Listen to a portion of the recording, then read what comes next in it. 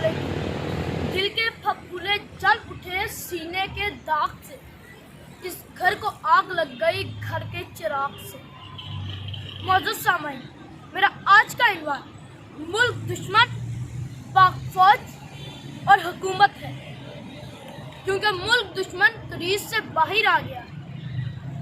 जब आला मंसूबों पर बैठने वाले झूठ बोलने लगे तो ऐसा, जब आला उहदों पर रहने वाले इल्जाम तराशियों में उतर आए तो ऐसा, जब अहम मुल्की जिम्मेदारियां निभाने वाले कौमी मफाद को जाती मफाद पर तरजीह देने लगे तो ऐसा।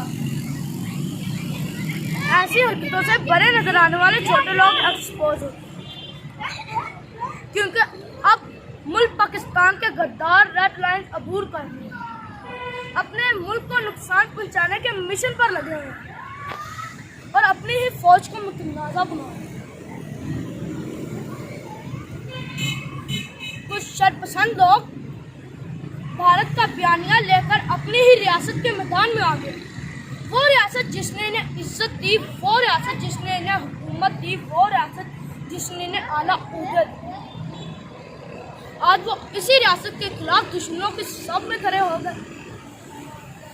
इन लोगों के बयानात काबिल मुसम्मत ही नहीं, शर्मनाक भी। ऐसी बातें करते हुए इन लोगों को 1000 बार सोचना। और रही बात भारत की, तो भारत की क्या औकात के पाकिस्तान पर दबाव डाल सके, भारत की क्या औकात के धमकी लगा सके, भारत की क्या औकात के अपनी कोई शर्त मनवा सके, भारत की क्या औकात के हमला करना तो दूर हमला करने की सोच भी सके। अगर भारत इतनी औकात का मालिक होता ना, तो 4 साल से भारतीय जासूस पाकिस्तान की कैद में ना होता। अगर भारत इतनी औकात का मालिक होता ना, तो कुलभूषण को रिहा कराने में नाकामी और मायूसी के आलमी अदालतें इंसाफ का दरवाजा न करती।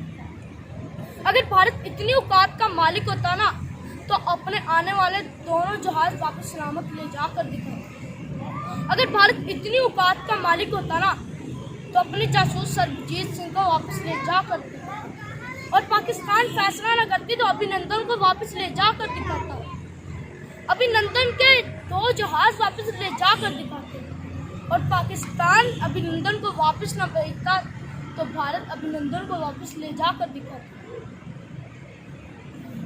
भारत सुन ले, पाकिस्तान ना बालाकोट के हमले का जवाब देते वक्त कमजोर था, और ना अभिनंदन के दोनों जहाज गिराते वक्त, और ना आज कमजोर। अगर फिर भी तूने पाकिस्तान की तरफ मेरी आंख से देखा, तो तेरा इस्तकबाल आग और खाक होगा। पाकिस्तान आर्मी जिंदाबाद।